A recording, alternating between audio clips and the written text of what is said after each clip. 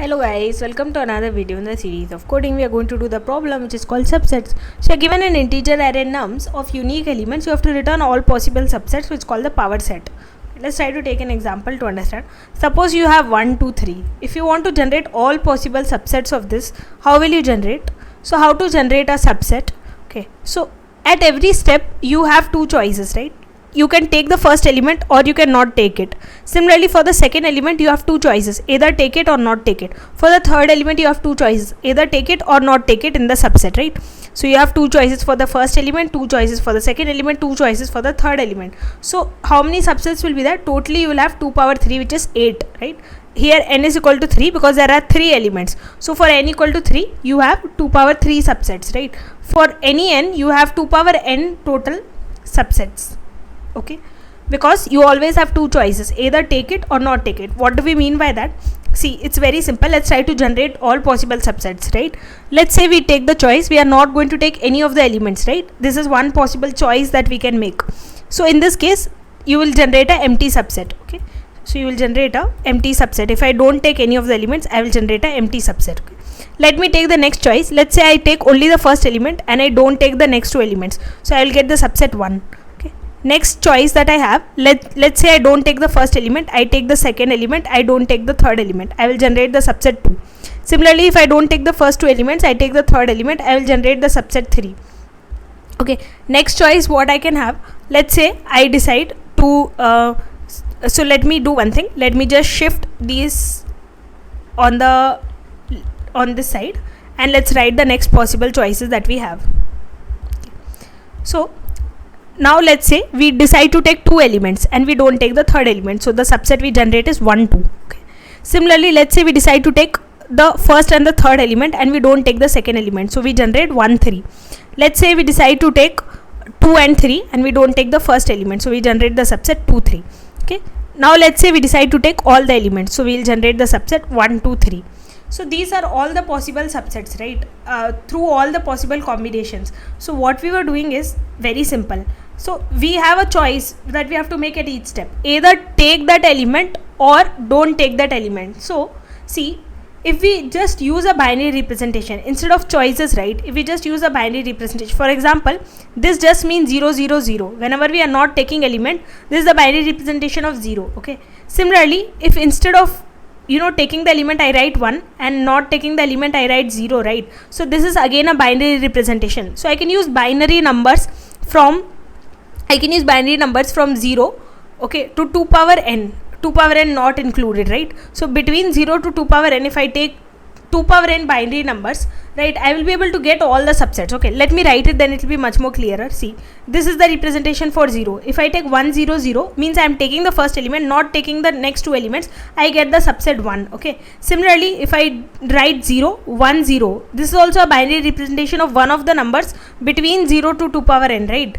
So if I write, I get this. Similarly, if I write the binary representation of all possible numbers, right, I just convert these to binary representation, I'll be able to form the subsets. Okay, let's try to write it properly. See, I write all the numbers from 0.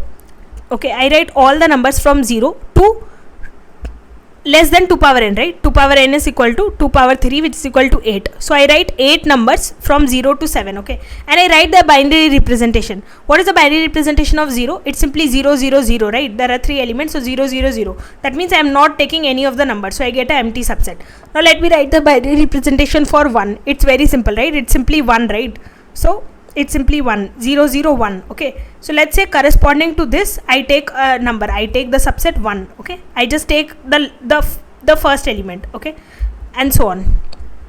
Let me write the binary representation for 2. So the binary representation for 2 is 0, 1, 0. So it will give me the subset 2. Okay, at this position, whatever number is there, I will take that and I will not take any other numbers. Let me write the binary representation for 3. 3 is just 0, 1, 1, right? 3 is 0, 1, 1. So I am going to take 1 and I am going to take 2. Okay, let me write the next binary representation for 4. 4 is just 1, 0, 0. So I have the subset 3. Let me write the binary representation for 5. 1, 0, 1. That means I take 1 and I take 3. Let me write the binary representation for 6. 6 is what? 4 and 2. 1, 1, 0. Okay, 1, 1, 0 means I take 2 and I take 3. binary representation for 7 is 1 1 1. That means I take all the numbers, so 1 2 3. So we can see that we have generated all possible subsets using just binary representation of all numbers from 0 to 2 power n. So that's what we are going to do. Okay, so let's write the code. So what we have to do, first let me get the size, nums dot size, right? In our example n is equal to 3. So if n is equal to 3, we will have 2 power 3 subsets, right? So we will have 8 subsets. Okay, now let me iterate for all numbers. How many subsets we have to generate? 2 power n, right? So I can either write 2 power n like this.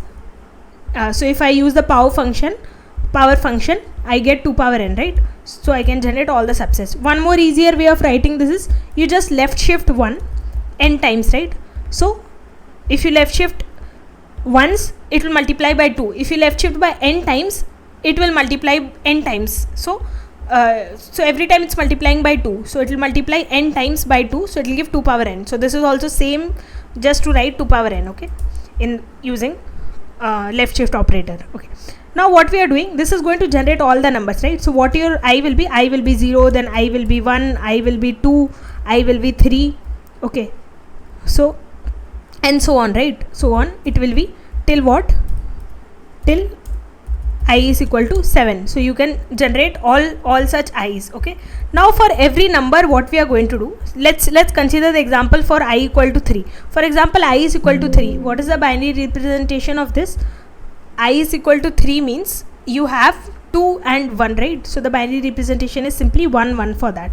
Okay, and here you have 0, so it's 0 1 1. So whenever, okay, so what does this corresponds to? If you have 1 2 and 3, right? If you have 1 2 and 3, you are going to take the elements, right? You are going to take the elements which are at the 0th position and at the first position. That means you will take these two elements. This corresponds to the subset 1 and 2, right? So this corresponds to the subset 1 and 2 because at the 0th index whatever element is there, you will take that. At the first index whatever element is there, you will take that. At this index whatever element is there, you will not take that. So this element will be gone and you will take only 2 elements. This corresponds to 1 2. Similarly for I equal to 7, this corresponds to 1 1 1. You are going to take all the elements. So this corresponds to the subset 1 2 3. Okay, let's see for I equal to 2. For I equal to 2, what is the binary representation? It's just 1 0, right? And you have 0 in the beginning. So this means you are going to take the element at the first index. So you are going to take the element, you have 1 2 3. So just take the element at the first index, which is 2. Okay, so this corresponds to the subset 2 and so on. So corresponding to every binary representation, right, you will be able to get a subset. So let's generate that subset now. Okay, so let me erase this and let's generate the subset. So for int j equal to 0, j less than n, j plus plus. Now what we are going to do, we are going to generate the subset. Okay, let's take an example. Okay, let's say I is equal to 5. Let's take last example. So when I is equal to 5, you have 4 plus 1 5, right? This is the binary representation 1 0 1. So you have to check which bit is set. If this bit is set, for example, see what does this corresponds to? This corresponds to you take the number at the 0th index. This 0 means you don't take the middle number and you take the number which corresponds at the second index again. Okay, so this corresponds to the subset 1 3. This 1 corresponds to this 1 and this 1 corresponds to this 3. Okay, we are eliminating 2, we are not taking 2 because this is 0.